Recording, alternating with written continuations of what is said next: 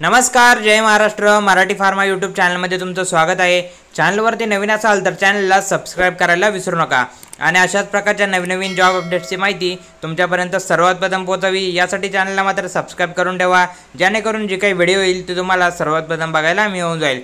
तर मित्रांनो, ministry of earth science, government of India, Indian institute of tropical meteorology Pune यांच्याकडून एक जाहिरात प्रसिद्ध करण्यात आलेली आहे. काय आहे जाहिरात, कोणत्या कोणत्या पद असणार आहेत, काय लागणारी पात्रता, सर्व डिटेल माहिती आज या व्हिडिओमध्ये आपण बघणार आहोत. तर मित्रांनो, ह्यासाठी ही जी जाहिरात असणार आहे ती कॉन्ट्रॅक्ट स्वरूपाची असणार आहे. कॉन्ट्रॅक्ट बेसिस ही भरती असणार आहे. त्यामध्ये ही जी स्कीम आहे मिशन मौसम, या स्कीम अंतर्गत ही भरती असणार आहे. त्याचबरोबर यासाठी पदे कोणते असणार आहे ते आता बघून घेऊया आपण. टोटल 5 पदांसाठी इथे वॅकन्सी असणार आहे. Project scientist E, project scientist third, project scientist second, project scientist first आणि सायंटिफिक असिस्टंट या पदासाठी भरती असणार आहे. नंबर ऑफ वॅकन्सी किती राहणार आहे? प्रोजेक्ट सायंटिस्ट ईसाठी 5 वॅकन्सी राहणार आहे. त्याचबरोबर प्रोजेक्ट सायंटिस्ट थर्डसाठी 24 वॅकन्सी, त्याचबरोबर प्रोजेक्ट सायंटिस्ट सेकंडसाठी 35 आणि प्रोजेक्ट सायंटिस्ट 1साठी 88 वॅकन्सी. सायंटिफिक असिस्टंटसाठी 26 वॅकन्सी ते राहणार आहे. त्यासाठी पगार किती जाणार आहे? पहिले जे पद आहे त्यासाठी पगार असणार आहे 1,23,000 इतका पगार राहणार आहे. त्याचबरोबर तुम्हाला HRA सुद्धा दिला जाणार आहे. त्याचबरोबर एज लिमिट काय असणार आहे? मॅक्सिमम एज लिमिट 50 राहणार आहे या पदासाठी. त्याचबरोबर प्रोजेक्ट सायंटिस्ट थर्डसाठी पगार असणार आहे 78,000 रुपये प्लस HRA. एज जी असणार आहे जास्तीत जास्त 45 इयर. त्याचबरोबर प्रोजेक्ट सायंटिस्ट सेकंडसाठी 67,000 हा पगार असणार आहे. त्याचबरोबर HRA आणि एज लिमिट जी असणार ती असणार आहे 40 इयर. त्याचबरोबर प्रोजेक्ट सायंटिस्ट फर्स्टसाठी पगार असणार आहे 56,000 रुपये. त्याचबरोबर एज लिमिट जी राहणार आहे ती असणार आहे 35. त्याचबरोबर सायंटिफिक असिस्टंटसाठी 29,200 प्लस HRA एवढा पगार असणार आहे. एज लिमिट जी असणार आहे ती जास्तीत जास्त 28 इयर एज लिमिट राहणार आहे. अच्छा, इथे बघू शकता जवळपास टोटल 178 पदांसाठी वॅकन्सी असणार आहे. इथे कॅटेगरीनुसार पदांचे विश्लेषण दिले आहे ते तुम्ही बघू शकता. त्याचबरोबर ॲप्लिकेशनबद्दल त्यांनी इथे इन्फॉर्मेशन प्रोव्हाइड केली आहे. Candidate may submit their application along with their CV online. तुम्हाला ऑनलाईन ॲप्लिकेशन करायचं आहे. ही जी असणार त्यांची ऑफिशियल वेबसाईट असणार आहे. ही वेबसाईट आपल्या डिस्क्रिप्शनमध्ये मेन्शन करून देतो. तिथे जाऊन तुम्ही ऑनलाईन ॲप्लिकेशन करू शकता. त्याचबरोबर तुम्हाला तुमचा CV सुद्धा अपलोड करायचा आहे. त्याचबरोबर लास्ट डेट ऑफ ॲप्लिकेशन काय असणार आहे? 15 मे 2025 ही लास्ट डेट ऑफ ॲप्लिकेशन राहणार आहे.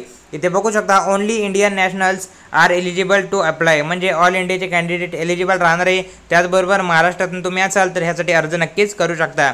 त्याचबरोबर आता क्वालिफिकेशन बघूया काय असणार आहे, कोणते कोणते विद्यार्थी यासाठी पात्र असणार आहे ते आता बघूया आपण. तर इथे बघू शकता प्रोजेक्ट सायंटिस्ट ई मिशन मौसम वेदर मोड यासाठी 2 वॅकन्सी असणार आहे. त्याचबरोबर क्वालिफिकेशन काय लागणार आहे? मास्टर डिग्री इन सायन्स, तुमची मास्टर डिग्री झाली असेल सायन्समध्ये. त्याचबरोबर तुम्हाला फिजिक्स, केमिस्ट्री, मॅथमॅटिक्स, इन्स्ट्रुमेंटेशन इथे बरेचसे त्यांनी ऑप्शन दिले आहे. Or related field from recognize university, यातून तुमची डिग्री झाली असेल तर तुम्ही ते पात्र राहणार आहात. त्याचबरोबर इथे तुम्हाला एक्सपिरियन्स किती लागणार आहे? 11 इयर्सचा एक्सपिरियन्स तुम्हाला त्या पर्टिक्युलर फील्डमध्ये इथे लागणार आहे. त्याचबरोबर इथे त्याने डिझायरेबल क्वालिफिकेशनसुद्धा मेन्शन केले आहे. ते क्वालिफिकेशनसुद्धा तुम्ही या PDF डिटेलमध्ये बघू शकता. ही जी PDF असणार आहे मित्रांनो ती आपल्या टेलिग्राम चॅनलवरती अवेलेबल करून देतो. टेलिग्राम चॅनलची लिंक ही डिस्क्रिप्शनमध्ये प्रोव्हाइड केली आहे. तिथे जाऊन तुम्ही PDF डाउनलोड करा, PDFला सविस्तर वाचा, त्यानंतरच यासाठी अर्ज करू शकता. इथे त्यांनी जॉब रिस्पॉन्सिबिलिटी सुद्धा मेन्शन केली आहे, ती सुद्धा तुम्ही सविस्तर बघू शकता. बरोबर इथे बघू शकता प्रोजेक्ट सायंटिस्ट ई डेव्हलप यासाठी 1 वॅकन्सी असणार आहे. क्वालिफिकेशन त्यासाठी काय लागणार आहे? मास्टर डिग्री इन सायन्स इथे सुद्धा लागणार आहे तुम्हाला. त्याचबरोबर तुम्हाला 11 इयर्सचा एक्सपिरियन्स इथे लागणार आहे. त्याचबरोबर नंतरचे जे पद असणार आहे ते असणार आहे प्रोजेक्ट सायंटिस्ट थर्ड. त्याचबरोबर ऑब्झर्व ऑलसाठी वॅकन्सी असणार आहे. नंबर ऑफ वॅकन्सी 2 राहणार आहे. मास्टर डिग्री इन सायन्स इथे सुद्धा लागणार आहे. त्याचबरोबर एक्सपिरियन्स तुम्हाला 7 वर्षाचा इथे सुद्धा लागणार आहे.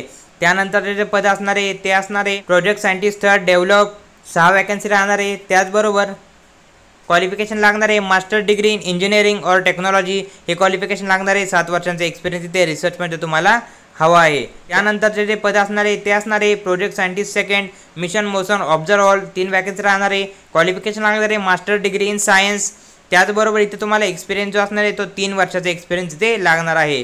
त्यानंतरचे जे पद असणार आहे ते असणार आहे प्रोजेक्ट सायंटिस्ट फर्स्ट, त्यासाठी सुद्धा 12 वॅकन्सी असणार आहे. मास्टर डिग्री इन सायन्स इथे सुद्धा लागणार आहे तुम्हाला.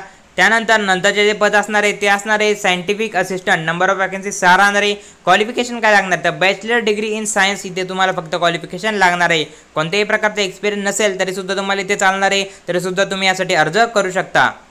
त्यानंतर सायंटिफिक असिस्टंट मिशन मौसम डेव्हलप ह्यासाठी 4 vacancy, bachelor degree in science with physics chemistry mathematics हे सुद्धा इथे राहणार आहे। मिनिमम 50% मार्क्स तुम्हाला इथे गरजेचे असणार आहे। त्यानंतर सायंटिफिक असिस्टंट मिशन मौसम LED ह्यासाठी 2 वॅकन्सी राहणार आहे। क्वालिफिकेशन लागणार आहे bachelor degree in mass communication हे क्वालिफिकेशन इथे लागणार आहे, किंवा master degree in computer application हे सुद्धा तुमचं झाले असेल तरी सुद्धा तुम्ही पात्र राहणार आहात। तर अशा प्रकारे ही जाहिरात आज आपण डिटेलमध्ये बघितली आहे। या जाहिरातीबद्दल तुम्हाला काही डाऊट असेल तर कमेंट सेक्शनमध्ये नक्की कमेंट करा आणि अशाच प्रकारच्या नवीन जॉब अपडेट्सची माहिती तुमच्यापर्यंत सर्वात प्रथम पोहोचावी यासाठी चॅनलला मात्र सबस्क्राईब करायला विसरू नका। भेटूया पुढच्या व्हिडिओमध्ये।